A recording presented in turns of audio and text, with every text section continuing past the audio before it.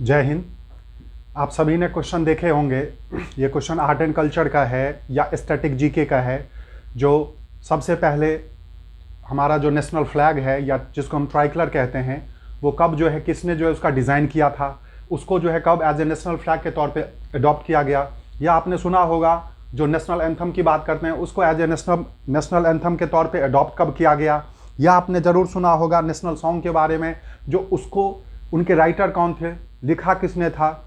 इस तरह के सारे क्वेश्चन जो हैं वो अलग अलग एग्जामों में आते रहते हैं। आपने ये जरूर सुना होगा जो आज के डेट में नेशनल वर्ल्ड हेरिटेज एनिमल की बात करते हैं वो कौन सा है। या फिर यदि बात करें तो और जो अलग अलग चीज़ें हैं, मतलब एक नेशनल जो थिंग हैं उनसे संबंधित। तो ये क्वेश्चन बहुत सारे अलग अलग एग्जामों में जो हैं वो आते हैं। और इस पोर्शन को हम जनरली आर्ट एंड कल्चर या स्टैटिक जीके कहते हैं। चाहे वो एसएससी का एग्जाम हो, डीएसएसबी का एग्जाम हो, या फिर चाहे वो केवीएस का एग्जाम हो, या फिर रेलवे का एग्जाम हो, कोई भी एग्जाम हो, या पीसीएस का एग्जाम हो या यूपीएससी का हो, स्टैटिक जीके से इससे वन लाइनर क्वेश्चन आते हैं। इसीलिए मैं आप लोगों के लिए बहुत फटाफट में ये एक टॉपिक लेके आया हूं जिसका नाम है नेशनल थिंग, मतलब राष्ट्रीय चीज, मतलब जो नेशनल से संबंधित सारी की सारी चीजें हैं। चाहे उसमें हम नेशनल फ्लैग की बात करते हैं, नेशनल सॉन्ग की बात करते हैं, एंथम की बात करते हैं, नेशनल फ्लावर की बात करते हैं, नेशनल एनिमल की बात करते हैं, इवन नेशनल स्वीट्स की भी बात करेंगे। तो सब कुछ जो है वो आपके लिए इस वीडियो में लाया गया है। तो आप बहुत अच्छे से इस चीज को देखिए, समझिए और इसको अपने दिमाग में बिठा लीजिए, जिससे कि आने वाले क्वेश्चन एग्जामों में जो क्वेश्चन है, कम से कम 10 से 15 क्वेश्चन है अलग अलग एग्जामों के आए हुए क्वेश्चन को मैंने यहाँ पे बता रहा हूं मैं। ठीक है, तो 10 से 12 क्वेश्चन आपके अलग अलग एग्जामों में जो है वो आपको मिल जाएंगे। ठीक है, तो बिना टाइम गंवाए हम एक बार अब यहाँ पे फोकस करते हैं। तो आइए एक बार फिर से आप सभी का जो है इस साम्राज्य में स्वागत है। मेरे चैनल ज्ञान दर्पण जीएस में स्वागत है और मैं जीएस मिश्रा आपका स्वागत कर रहा हूँ। और आइए अब यहाँ पे हम देखते हैं क्या क्या है। देखो, सबसे पहले लिस्ट ऑफ नेशनल थिंग की बात करते हैं। जैसे लिस्ट ऑफ नेशनल थिंग की बात करते हैं, इसमें सबसे पहला हम बात करेंगे नेशनल, यदि सबसे पहली बात करेंगे तो नेशनल फ्लैग के बारे में। नेशनल फ्लैग आप सबने सुना होगा और बहुत अच्छे से आपको पता होगा, इसमें मुझे बताने की जरूरत नहीं है। जो नेशनल फ्लैग हमारा तिरंगा या ट्राई कलर है, मैं इसको पढ़ाने के लिए यहाँ पे या इसको बताने के लिए ये वीडियो में नहीं आया हूँ। किस बच्चा को नहीं पता होगा जो हमारा नेशनल फ्लैग जो है वो तिरंगा है। बट इससे संबंधित कई सारे क्वेश्चन हैं, इससे रिलेटेड कई सारे क्वेश्चन अलग अलग एग्जाम में आते हैं, उसको बताने के लिए मैं यहाँ पे आया हूँ। तो सबसे पहली बात क्वेश्चन पूछा जाता है, जो नेशनल फ्लैग जो हमारा है इसका डिजाइन करता कौन था। तो इसका डिजाइन करता था पिंगली वेंकैया आंध्र प्रदेश का। जी हाँ, पिंगली वेंकैया आंध्र प्रदेश का फैशन डिजाइनर होते हैं ना, उसी तरह से क्वेश्चन पूछा जाता है जो हमारा जो नेशनल फ्लैग था तिरंगा या ट्राई कलर जो है उसका जो है वो डिजाइनर कौन थे। तो सबसे पहली बार आज के एक्चुअली हमारे देश में कई तरह के झंडे जो हैं वो होते रहे, कई तरह के झंडे फ्लैग जो हैं वो होते रहे। बट यदि बात करते हैं जो आज के डेट में एट ए टाइम में जो हमारा ट्राई कलर तिरंगा जो है उसको जो अडॉप्ट किया गया था, उसकी कहानी हमें समझना होता है। और उसका डिजाइन सबसे पहले पिंगले वेंकैया नाम का युवक ने जो है 1921 में अभी हम बात करेंगे कांग्रेस के विजयवाड़ा अधिवेशन में। आपको पता होगा विजयवाड़ा आंध्र प्रदेश में है, तो 1921 में ही इसको सबसे पहले प्रेजेंट किया गया था, उन्होंने ही किया था, इसीलिए उनको भारतीय तिरंगा का डिजाइनर कहा जाता है। तो एक क्वेश्चन यहीं से हो गया, जो भारतीय तिरंगा या ट्राई कलर या फिर नेशनल फ्लैग का डिजाइनर कौन है, तो जिसका नाम है पिंगली वेंकैया। ठीक है, ये कहां के हैं, आंध्र प्रदेश के हैं। दूसरी बात, सबसे पहले ये जो इस तरह का जो झंडा है ये कब फहराया गया था, कब प्रेजेंट किया गया था, तो पहली बार 1921 ईस्वी में कांग्रेस के विजयवाड़ा अधिवेशन में। अब बात आती है कांग्रेस के विजयवाड़ा अधिवेशन में क्यों, क्योंकि आपको पता होना चाहिए आजादी से संबंधित जो भी चीजें होती थी उस समय में एक ही पार्टी था पूरे देश में जिसका नाम था भारतीय राष्ट्रीय कांग्रेस या इंडियन नेशनल कांग्रेस INC, और जिसका एस्टेब्लिशमेंट 28 दिसंबर 1885 को हुआ था। मैं बहुत चीजें जो है यहाँ पे नहीं लिख रहा हूं, पर आप इसको समझ लेना। 28 दिसंबर 1885 को INC या इंडियन नेशनल कांग्रेस का जो स्थापना हुआ था। तो उस समय में स्वतंत्रता से संबंधित, राष्ट्रहित से संबंधित जो भी चीजें होती थी वो सारे के सारे जो हमारे जितने भी व्यक्ति थे, जितने भी महान थे स्वतंत्रता सेनानी थे, वो सारे के सारे इसी से जुड़े हुए थे, इसी संगठन से जुड़े हुए थे। और नेशनल लेवल पे राष्ट्रव्यापी एक ही मात्र संगठन था और हर साल इसका एनुअल समिट होता था, राष्ट्रीय सम्मेलन जिसको कहते हैं। तो वही 1921 में कांग्रेस का विजयवाड़ा में सम्मेलन हुआ था और उसी सम्मेलन में पहली बार इस तरह के 3 कलर के झंडे को प्रेजेंट किया था या रखा था बेसिकली इसी पिंगली वेंकैया ने। इसीलिए इनको भारतीय तिरंगा का डिजाइन करता कहा जाता है। सबसे पहली बार कहां प्रेजेंट किया गया था? तो 1921 में कांग्रेस के विजयवाड़ा अधिवेशन में। दूसरी बातें ये होती है, बहुत इंपॉर्टेंट क्वेश्चन, इसको अडॉप्ट कब किया गया? तो 22 जुलाई, गौर करना, 22 जुलाई 1947 को एज ए नेशनल फ्लैग इसको अडॉप्ट किया गया। मतलब इससे पहले एक झंडा था, बट नेशनल फ्लैग पूरे देश का ये झंडा बन गया कब? जो 22 जुलाई 1947 को। आप इसको याद करोगे ऐसे रिलेट करके, 15 अगस्त 1947 को हम आजाद हुए, सबको पता है, बच्चा बच्चा को पता है, स्वतंत्रता दिवस। तो 15 अगस्त पे आजाद होंगे तो झंडा फहराने के लिए भी तो कोई कुछ चाहिए, तो पूरे देश को चाहिए, तो इसीलिए उससे पहले जो है इन्होंने नेशनल फ्लैग बना लिया। तो आप जितने दिन 22 जुलाई को है तो आप गौर करोगे 15 अगस्त से 22 जुलाई मतलब 22 डेज पहले, क्योंकि 15 दिन वो हो गया अगस्त वाला और 7 दिन पहले। तो 22 जुलाई 1947 को बेसिकली इसको अडॉप्ट किया गया था। आप ऐसे रिलेट करके याद कर सकते हैं, जो आज़ादी से पहले हमें झंडा चाहिए था और आज़ादी से पहले हमने जो है बेसिकली 22 जुलाई 1947 को झंडा अडॉप्ट किया था एज ए नेशनल फ्लैग के तौर पे। उसके बाद बातें आती हैं इसमें टोटल कलर कितने हैं, तो आप सबको पता है 3 कलर होते हैं। सैफ्रॉन जिसको केसरिया कहते हैं, व्हाइट, श्वेत और ग्रीन मतलब सफेद, जो ग्रीन जो है वो हरा। तो बेसिकली 3 कलर का जो है वो झंडा होता है और सबसे नीचे ग्रीन होता है, सबसे ऊपर में केसरिया होता है या सैफ्रॉन और बीच में श्वेत होता है। यदि कई बार हम कंफ्यूज हो जाते हैं तो आप ऐसे ध्यान रखिएगा, ग्रीनरी हरा भरा कहां पे है? आसमान में है क्या? सिर्फ और सिर्फ ग्रीन जो है वो जमीन पे होगा, चाहे पेड़ पौधे कुछ भी हो वो नीचे ही होगा ना, सरफेस पे होगा, घास वगैरह सारा का सारा सरफेस पे है। तो जब ग्रीनरी नीचे है, इस हिसाब से झंडे का जो नीचे वाला पोर्शन है वही ग्रीन है। तो ऐसे रिलेट करके याद रखोगे तो कभी हमारा फ्लैग जो है वो उल्टा नहीं होगा। सैफ्रॉन आसमान, आप जब सुबह शाम देखते हो आसमानी कलर जनरली जो है सैफ्रॉन कलर का, केसरिया कलर का जनरली होता है, ऑरेंज कलर जिसको कहते हैं। तो ग्रीनरी चूंकि जमीन पे होता है इसलिए ग्रीन वाला पोर्शन नीचे होगा, सैफ्रॉन वाला ऊपर होगा, बीच में व्हाइट होगा। तो कलर 3 हो गए, ठीक है। और एज ए नेशनल फ्लैग 22 जुलाई 1947 को पूरे देश के लिए इसको अडॉप्ट किया गया था। इसका डिजाइनर कौन है? तो पिंगली वेंकैया, जिन्होंने सबसे पहले 1921 में कांग्रेस के विजयवाड़ा अधिवेशन में इस झंडे को, फ्लैग को जो है वो प्रेजेंट किया था सबके सामने में। क्योंकि उस समय में एक ही मात्र पार्टी जो कि नेशनल लेवल के लिए काम करती थी, जिसका नाम था इंडियन नेशनल कांग्रेस, जिसका 28 दिसंबर 1885 को क्या हुआ था? बंबई में, उस समय में बंबई था, बंबई में इसका जो है गोकुलदास तेजपाल महाविद्यालय में एस्टेब्लिशमेंट हुआ था। और इसके पहले जो अध्यक्ष थे वो थे WC बनर्जी या ब्रह्मेश चंद्र बनर्जी। कांग्रेस का मैं अलग से टॉपिक लाऊंगा, तब तक आप निश्चिंत रहिए, बहुत अच्छे से कांग्रेस भी समझोगे। तो नेशनल फ्लैग से संबंधित बातें सारी की सारी हो गई। जो अच्छा, इसमें एक चीज और आता है, जो नेशनल फ्लैग है उसके बीच में व्हाइट जो स्ट्रिप है, जो सफेद जो हमारी क्या है पट्टी है, उस पे क्या होता है? चक्र होता है, आप सबको पता होगा। और वो चक्र अशोक स्तंभ से, मैंने इसमें नहीं बनाया पर मैं बता रहा हूं, आप उसको लिख सकते हैं। वह चक्र जो है वो अशोक स्तंभ से, मतलब अशोक पिलर से जो है वो लिया गया था और वह स्काई ब्लू कलर का है। उसमें टोटल 24 स्पोक्स या 24 तिल्लियां हैं। तो ये क्वेश्चन पूछे जाते हैं, जो स्पोक्स में टोटल कितनी तिल्लियां हैं? तो 24 तिल्लियां हैं। वो किस कलर का है? स्काई ब्लू कलर का है। कहां से अडॉप्ट किया गया था? तो अशोक स्तंभ से अडॉप्ट किया गया था। और कहां पे है? तो ये जो बीच में व्हाइट पट्टी है वहां पे है। क्लियर है? तो ये आप थोड़ा सा बहुत अच्छे से इसको ध्यान रख लीजिएगा, ठीक है। जो नेशनल फ्लैग तिरंगा है, डिजाइन किसने तैयार किया था? तो पिंगली वेंकैया आंध्र प्रदेश का था। और आंध्र प्रदेश में ही विजयवाड़ा है, जहां सबसे पहले 1921 में इसको जो है क्या किया गया था? सबसे पहली बार जो है वो प्रेजेंट किया गया था सबके सामने में। इसीलिए इसका डिजाइनर हमारे पिंगली वेंकैया साहब हैं। बाकी यदि बात करते हैं अडॉप्ट, तो 22 जुलाई 1947 को एज ए नेशनल फ्लैग के तौर पे किया गया था, जो कि आजादी से पहले 22 दिन पहले। उसकी बात करते हैं, टोटल इसमें कितने कलर होते हैं? 3 कलर होते हैं, सैफ्रॉन, व्हाइट एंड ग्रीन, ठीक है। जो कि ग्रीन हरियाली जमीन पे होता है, तो हरियाली हमेशा नीचे होगा, सैफ्रॉन ऊपर होगा, बीच में व्हाइट होगा। व्हाइट पे ही क्या होता है? चक्र होते हैं, जो कि सारनाथ के अशोक स्तंभ से लिया गया था। उसमें टोटल 24 स्पोक्स या तिलियां होती हैं और वो स्काई ब्लू कलर का है। और एक झंडे का बहुत इंपॉर्टेंट क्वेश्चन है जो मैं आपको यहां पे बता देता हूं। ये क्वेश्चन पूछा जाता है, जो हमारे नेशनल फ्लैग जो है, नेशनल फ्लैग का लेंथ और ब्रेथ का रेशियो क्या है? तो इसका लेंथ और ब्रेथ का रेशियो 3:2 है। ये बहुत इंपॉर्टेंट क्वेश्चन है।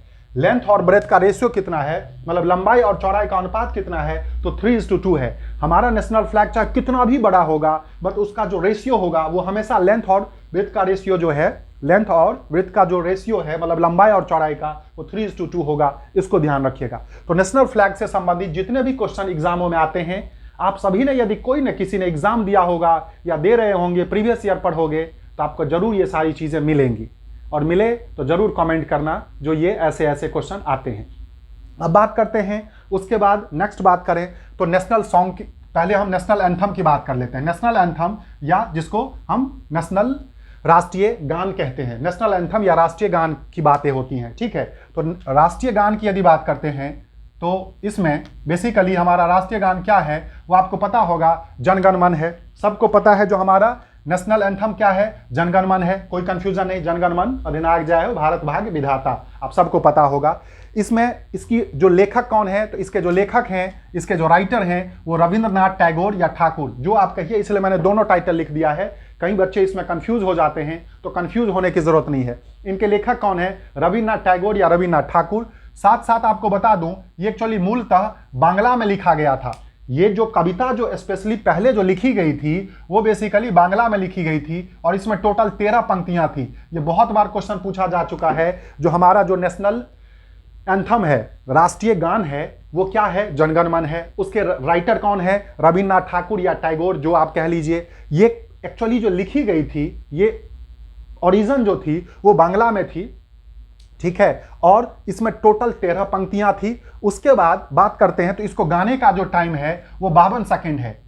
मतलब इस 13 पंक्तियां को, जो जनगण मन को जो हम गाते हैं 52 सेकंड में गाते हैं, 52 सेकंड में। और एक चीज और पूछा जाता है, जो स्पेशल कंडीशन में कितने मिनट कितने सेकंड में गाया जाता है, स्पेशल इन स्पेशल कंडीशन। तो स्पेशल कंडीशन में इसको 20 सेकंड में गाते हैं, जब ऊपर के 2 लाइन और नीचे के 2 लाइन, जनगण मन अधिनायक जय हो भारत भाग्य विधाता, और नीचे वाला जय हो जय हो जय हो जय जय जय जय हो। मतलब ऊपर के 2 लाइन और नीचे के 2 लाइन, सिर्फ 4 लाइन गा करके 20 सेकंड में इसको हम फिनिश कर देते हैं। वो स्पेशल कंडीशन होता है जब बेसिकली इसको 20 सेकंड में हम गाते हैं। तो 2 क्वेश्चन हो गए। उसके बाद एक बहुत इंपॉर्टेंट क्वेश्चन, जो एज ए नेशनल एंथम ये अडॉप्ट कब किया गया था, तो ये अडॉप्ट किया गया था 24 जनवरी 1950 को। 24 जनवरी 1950 को एज ए नेशनल एंथम इसको अडॉप्ट किया गया था। क्यों? क्योंकि आप समझिए, उससे पहले एक कविता थी, या एक कविता बांग्ला में जो है वो कवि रविंद्रनाथ टैगोर ने जो है वो कविता जो है वो लिखी थी। तो चूंकि एक ये कविता थी, तो इस कविता से, इसको पढ़ने से, इसको सुनने से जो देशभक्ति की भावना जो है वो लोगों में जग रही थी। इसीलिए जो है इसको बाद में एज ए क्या किया गया, नेशनल एंथम के तौर पे अडॉप्ट किया गया था। और वो 24 जनवरी 1950 को, आप ऐसे याद रखोगे, 26 जनवरी 1950 को क्या हुआ था, हमें जो है हम रिपब्लिक हुए थे। मतलब उस दिन जो है हमारा संविधान एग्जीक्यूट हुआ था, लागू हुआ था। तो उस संविधान लागू होने से पहले जनगण मन गाने के लिए तो चाहिए ना, तो वही चीजें हैं। तो उस 26 से पहले 2 दिन पहले, जैसे याद करो, आप आजाद हो रहे हो तो आजादी से पहले झंडा फहराने के लिए चाहिए, तो उससे पहले झंडा अडॉप्ट किया गया ना 22 जुलाई 1947 को। उसी तरह से जो सावधान होकर के जो यदि हमारा नेशनल एंथम गाने के लिए, उससे पहले तो चाहिए, जब गाना की जरूरत थी इसको, तो 26 जनवरी 1950 को जरूरत थी, उससे पहले 24 जनवरी 1950 को इसको अडॉप्ट किया गया। मैंने बताया इसको टोटल गाने का 52 सेकंड टाइम है, बट इन स्पेशल कंडीशन ऊपर के 2 लाइन और नीचे के 2 लाइन गा करके इसको जो है वो खत्म किया जाता है 20 सेकंड में। इसमें टोटल 13 पंक्तियां या 13 लाइन थी, और यह मूलतः बांग्ला भाषा में थी, और रविंद्रनाथ ठाकुर या टैगोर ने जो है वो इसको लिखा था। इसको ध्यान दीजिएगा, ठीक है। अब बात करते हैं एक और इंपॉर्टेंट चीजें, जो है नेशनल सॉन्ग। नेशनल सॉन्ग या जिसको हम कहते हैं या राष्ट्रीय गीत, वो क्या है, तो वंदे मातरम, सबको पता होगा, ठीक है। तो देखो, नेशनल फ्लैग हो गया आपका, नेशनल फ्लैग हो गया, नेशनल एंथम हो गया। अब हम नेशनल सॉन्ग की बात करते हैं या राष्ट्रीय गीत की बात करते हैं। वंदे मातरम सबको पता है। जो वंदे मातरम जो है उसके लेखक कौन थे, राइटर कौन थे, बंकिम चंद्र चटर्जी या बंकिम चंद्र चट्टोपाध्याय। ये भी बंगाल के थे।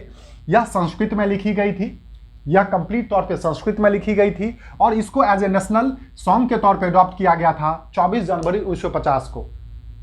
तो नेशनल सॉन्ग की बात करते हैं, नेशनल एंथम की बात करते हैं, दोनों को 24 जनवरी 1950 को, मतलब 26 जनवरी से 2 दिन पहले अडॉप्ट किया गया था।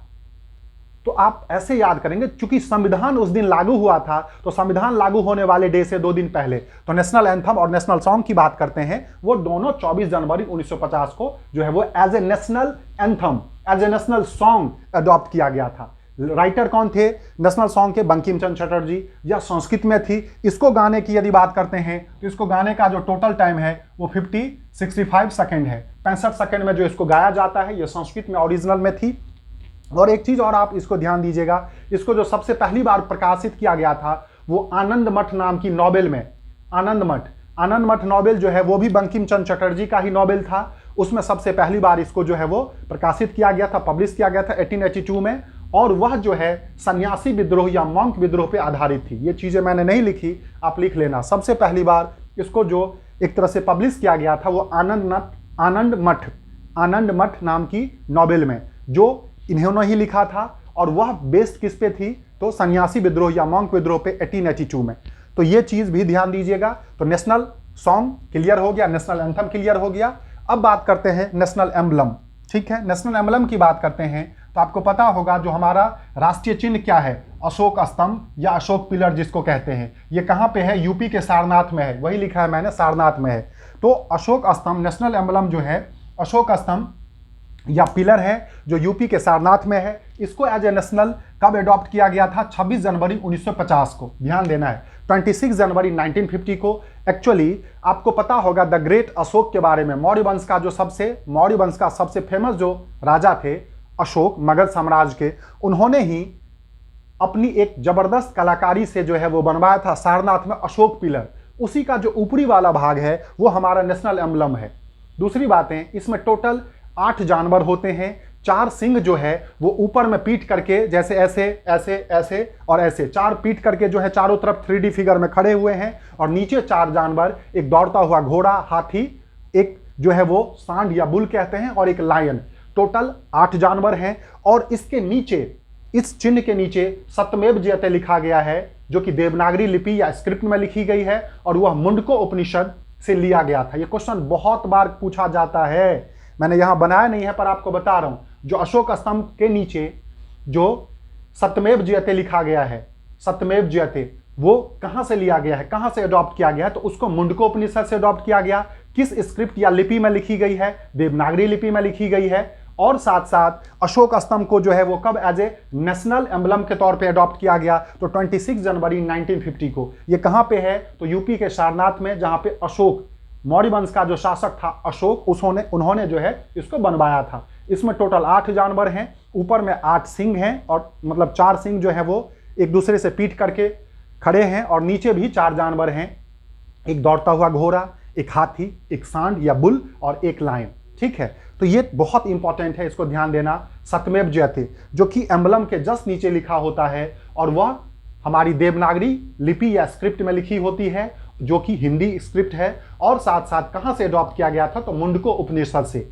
उपनिषद होता है जो एक किताब है, उसी से जो है ये अडॉप्ट किया गया था। तो नेशनल एम्बलम भी हो गया। अब हम बात करते हैं नेशनल रिवर के बारे में, राष्ट्रीय नदी। तो आपको पता होगा राष्ट्रीय नदी जो है वो हमारी गंगा है। और गंगा से तो हमारी आस्था इतनी जुड़ी हुई है, जो ये हमारी माँ है। गंगा हमारी माँ होती है। गंगा जल को जो हम वैसे भी किसी चीज़ को शुद्ध करने के लिए जो है गंगा जल का यूज करते हैं। तो नेशनल रिवर या राष्ट्रीय जो नदी है वो गंगा है। गंगा की बात करते हैं तो आपको पता होगा यह भारत की सबसे लंबी नदी है।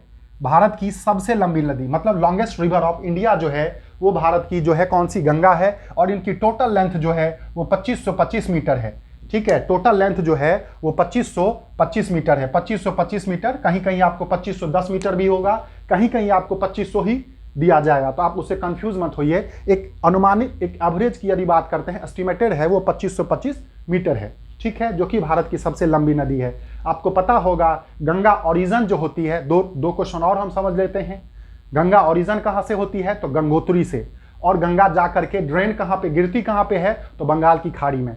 तो आप ध्यान दीजिएगा, गंगा जो है वो ओरिजिन होती है गंगोत्री से, और उसके बाद जा करके जो गिरती है या मिलती है वो समुद्र में, बंगाल की खाड़ी या बे ऑफ बंगाल में गंगा जो है वो मिल जाती है। तो ये नेशनल रिवर की बातें हो गई। सबसे लंबी नदी हमारी गंगा है। अब हम बात करते हैं नेशनल ट्री के बारे में। तो राष्ट्रीय हम क्या बात करेंगे? पेड़ की बात करेंगे, वृक्ष की बात करेंगे, तो ये वन लाइनर हैं, इस समय ज़्यादा क्वेश्चन नहीं है। वो है इंडियन बानियान, या जिसको हम बरगद का पेड़ कहते हैं। वो क्या है? बरगद का पेड़। ठीक है, तो हमारी राष्ट्रीय जो वृक्ष है वो क्या है? बरगद का पेड़ या इंडियन बानियान। राष्ट्रीय फ्रूट्स कौन सा है? तो मैंगो या आम। अब इस समय मैं क्या बताऊं, जो कौन सा मैंगो कितना बड़ा है, उसमें गुठली कितना बड़ा होता है, ये सब बताने की बात है नहीं। तो नेशनल फ्रूट जो है वो हमारा क्या है? मैंगो है या आम है। नेशनल ट्री जो है वो हमारा बरगद का पेड़ या इंडियन बानियान है। अब बात करते हैं नेशनल एनिमल। नेशनल एनिमल जो है वो है royal Bengal tiger. National animal जो है वो है royal Bengal tiger. Royal Bengal tiger ये नेशनल एनिमल है। और ये कब से है? तो ये अप्रैल 1973 से है। और एक चीज बता दूं, इसका ये कई बार पूछा जाता है, जो इसका साइंटिफिक नाम क्या है। जी, ये पूछा जाता है जो इसका साइंटिफिक नाम क्या है। तो इसका नाम है Panthera tigris species. Panthera tigris species. तो आप ध्यान दीजिएगा, हमारा नेशनल एनिमल, राष्ट्रीय जानवर कौन सा है? तो वो है रॉयल बंगाल टाइगर, या जिसको सीधे टाइगर कहते हैं, जो कि सुंदरबन वगैरह में काफ़ी ज़्यादा पाया जाता है। ठीक है, तो रॉयल बंगाल टाइगर कब से है? तो अप्रैल 1973 से। और इसकी जो साइंटिफिक नाम क्या है? तो पैंथेरा टिग्रिस स्पेसीज। इसको भी ध्यान दीजिएगा, बोलचाल में हम जनरली टाइगर भी कह देते हैं। ठीक है, अब बात करते हैं नेशनल बर्ड के बारे में। ठीक है, तो नेशनल बर्ड की यदि बात करते हैं, राष्ट्रीय पक्षी, तो सबको पता होगा राष्ट्रीय पक्षी जो है वो क्या है? Indian peacock. इंडियन पिकॉक या फिर मोर। जो मोर है वो हमारा क्या है? राष्ट्रीय पक्षी है। ये भी 1 फरवरी 1963 से अडॉप्ट किया गया था। और इसका भी यदि साइंटिफिक नाम पूछा जाता है तो वो है पावो क्रिस्टेटस। पावो क्रिस्टेटस। ठीक है, तो नेशनल बर्ड जो है वो इंडियन पिकॉक है, जो कि 1 फरवरी 1963 से अडॉप्ट किया गया था एज ए नेशनल। और इसका भी नाम है, जो साइंटिफिक नाम है, पावो क्रिस्टेटस। अब बात करते हैं नेशनल एक्वेटिक एनिमल। ये बहुत बार क्वेश्चन पूछा गया है। नेशनल एक्वेटिक एनिमल मतलब इसको कहते हैं राष्ट्रीय जलीय जीव।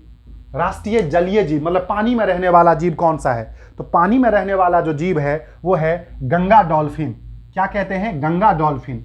गंगा डॉल्फिन मतलब गंगा नदी में रहने वाली जो डॉल्फिन है उसको भारत का राष्ट्रीय जलीय जीव मतलब पानी में रहने वाला जीव या फिर नेशनल एक्वेटिक एनिमल कहते हैं। और यह बेसिकली 2009 से इसको गवर्नमेंट ऑफ इंडिया द्वारा इसको जो है as a national aquatic animal घोषित किया गया है। तो ये आप ध्यान दीजिएगा, गंगा में डॉल्फिन जो है वो हर जगह जनरली पाई जाती है और स्पेशली उस जगह पे ज़्यादा पाई जाती है जहाँ पे गंगा नदी जो है वो स्वच्छ हो। तो डॉल्फिन का प्रेजेंस होना उस नदी के स्वच्छता को ही दर्शाता है और नदी के साफ होने को दर्शाता है। और साथ साथ अभी हाल ही में आपको पता होगा जो यूपी गवर्नमेंट ने इसी गंगा डॉल्फिन को अपना राजकीय जो है जानवर की बात करते हैं या राजकीय पशु की बात करते हैं वह घोषित किया है।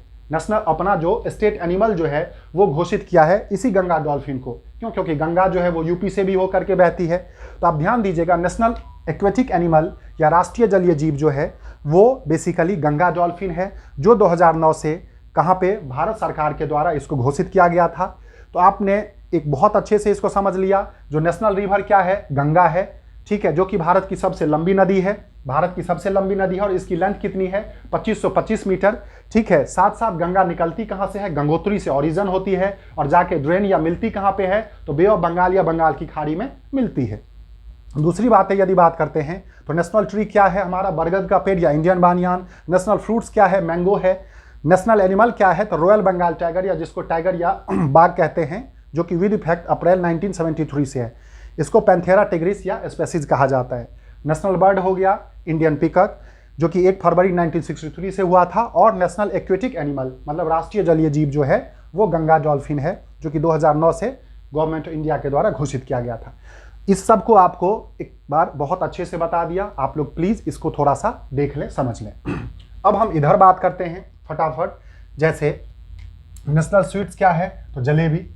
हमारा जो राष्ट्रीय मिठाई है वो क्या है? जलेबी है। वहीं पे नेशनल रेप्टाइल की बात करते तो किंग कोबरा मतलब नेशनल जो रेप्टाइल है, जो रेंग करके चलने वाला जो हमारा राष्ट्रीय जानवर है वो है किंग कोबरा। ये सब एक लाइन में, आपको इसमें कुछ बताने की जरूरत नहीं है, इसलिए आपको नहीं बताया गया है। फिर नेशनल वेजिटेबल, राष्ट्रीय यदि क्या सब्जी की बात करते हैं तो पंपकिन या कद्दू है।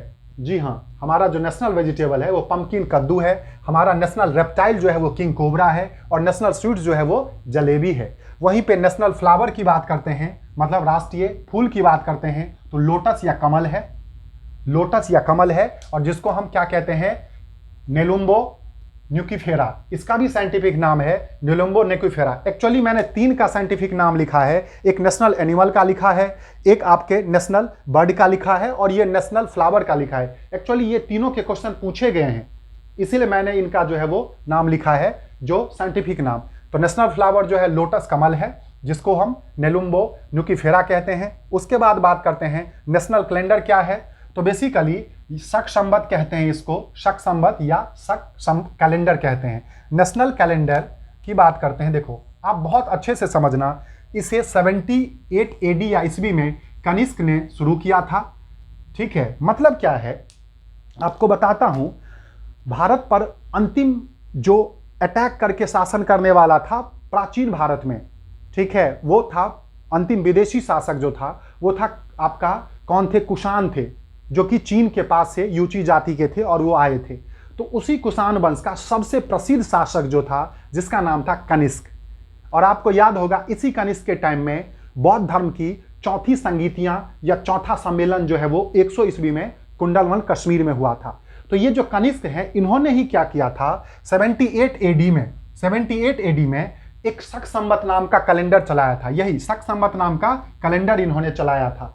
तो बाद में भारत सरकार ने इसी को अपना नेशनल कैलेंडर मान लिया, या कह सकते हैं इसी पे बेस्ड है, इसीलिए जनरली शक संवत ही पूछा जाता है, या भारत का राष्ट्रीय पंचांग पूछा जाता है, वो किस पे आधारित है, तो शक संवत पे। शक संवत किसने स्टार्ट किया था, शक कैलेंडर, संवत को अंग्रेजी में कैलेंडर कहते हैं, किसने स्टार्ट किया था, तो कुषाण वंश का सबसे प्रसिद्ध सबसे फेमस राजा जिसका नाम था कनिष्क। कब स्टार्ट किया था, 78 AD में। ये मैं सारा हिस्ट्री का क्वेश्चन बता रहा हूं, आप यदि एग्जाम दे रहे हैं या देने वाले हैं तो इन क्वेश्चनों को आप सर्च करके देखिए, ये मोस्ट प्रोबेबल क्वेश्चन है अलग अलग एग्जामों के।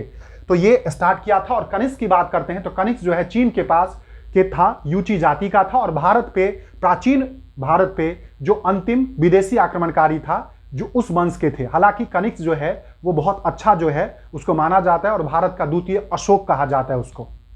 ठीक है, इसका पहला महीना जो है, मतलब इस शक संवत का पहला महीना आपने सुना होगा चैत्र, और अंतिम महीना फागुन। आपने सुना होगा जो गांव घर में अपने जो बड़े बुजुर्ग दादियां वगैरह जो बोलती हैं चैत वैशाख जेठ आषाढ़ अगहन पूष माघ फागुन ऐसे करके, तो पहला महीना जो है इसका चैत्र है और अंतिम महीना जो है वो फागुन है। दूसरी बात है, इसको एज ए नेशनल कैलेंडर कब अडॉप्ट किया गया था, तो 22 मार्च 1957 को इसको अपनाया गया था। बहुत इंपॉर्टेंट है 22 मार्च, क्योंकि आपको ध्यान देना है जो इस कैलेंडर का पहला जो दिन होता है वो 22 मार्च ही होता है। इस कैलेंडर का पहला दिन हमारा जो नया साल होता है वो 22 मार्च से शुरू है। 1 जनवरी से जो है ना हैप्पी न्यू ईयर, वो नहीं है हमारा, वो तो ग्रेगोरियन कैलेंडर का है, जो बेसिकली हम मतलब जो विदेशी हैं उनका वेस्टर्न कल्चर है उसके हिसाब से हम मानते हैं। बट हम अपनी बात करते हैं तो 22 मार्च पहला दिन है। और as a national calendar adopt कब किया गया इसको, तो 22 मार्च 1957 को, 1957 को। इसका पहला महीना कौन सा है, चैत्र है, और अंतिम महीना कौन सा है, फागुन है। दूसरी बातें, यह किस पे बेस्ड है, तो यह शक संवत पे बेस्ड है, और शक संवत 78 AD में या ईस्वी में कुषाण वंश का सबसे प्रसिद्ध शासक कनिष्क ने जो है इसको बनाया था। ये क्वेश्चन बहुत बार पूछा जाता है, तो आप लोग इसको थोड़ा सा ध्यान रखिएगा। ठीक है, अब बात करते हैं नेशनल वॉक, तो वो है सत्यमेव जयते। मतलब यदि आप राष्ट्रीय वाक्य की बात करते हैं, नेशनल सेंटेंस की बात करते हैं, आपको पता होगा सत्यमेव जयते, यही सत्यमेव जयते बताया था मुंडको उपनिषद से लिया गया है। कहां से लिया गया है, मुंडको उपनिषद से। और किस लिपि में लिखी गई है, देवनागरी लिपि में। जो चीजें यहां पे नहीं लिखी है ना, आप उसको प्लीज नोट कर लीजिएगा, तभी आपके एग्जाम के लिए बेनिफिशियल होगा। मैंने यहां भी बताया था जो नेशनल जो हमारा एम्बलम है उसके नीचे, अशोक स्तंभ के नीचे सत्यमेव जयते लिखा हुआ है। तो किस लिपि में, देवनागरी लिपि में, देवनागरी स्क्रिप्ट में। कहां से लिया गया था, मुंडको उपनिषद से। तो यही सत्यमेव जयते जो हमारा नेशनल सेंटेंस है, राष्ट्रीय वाक्य है। ओके, उसके बाद आगे बात करते हैं नेशनल करेंसी या फिर राष्ट्रीय जो मुद्रा की बात करते हैं। तो आप सबको पता होगा इंडियन रुपीज है, इंडियन रुपीज, कोई दो राय नहीं इसमें। उसके बाद इसका सिंबल जो है ये है, देखो सिंबल ये है, मतलब ये जैसे ये आपको हिंदी का र है और अंग्रेजी के आर हैं, इन दोनों को मिला करके ही ये बना हुआ है ऐसे करके, ठीक है। तो जैसे मैंने लिखा, इसका जो कॉम्बिनेशन ऑफ क्या है, देवनागरी के र और अंग्रेजी के लैटिन कैपिटल जो लेटर है आर, इस दोनों से मिलके ही ये बना हुआ है, जैसा मैंने यहाँ पे बताया है आपको। और साथ साथ इसका साइन, ये जो साइन है ये डिजाइन किसने किया था, तो साइन अडॉप्टेड इन 2010 और डिजाइन बाय उदय कुमार, ये आईआईटी मुंबई के थे उदय कुमार, इन्होंने इसका डिजाइन किया था। और इस साइन को हमारा जो नेशनल करेंसी का साइन है, जैसे डॉलर का अपना साइन होता है, यूरो का अपना साइन होता है, पाउंड का अपना साइन होता है, उसी तरह से हमारा इंडिया जो है उसका भी जो है अपना करेंसी का साइन है, और ये है जो कि हिंदी के र और अंग्रेजी के कैपिटल आर दोनों से मिला करके जो है ये बना हुआ है। किसने डिजाइन तैयार किया था, उदय कुमार जो आईआईटी मुंबई के थे। और कब इसका साइन को अडॉप्ट किया गया, वो 2010 में अडॉप्ट किया गया। तो ये भी आप बहुत अच्छे से समझ लेना।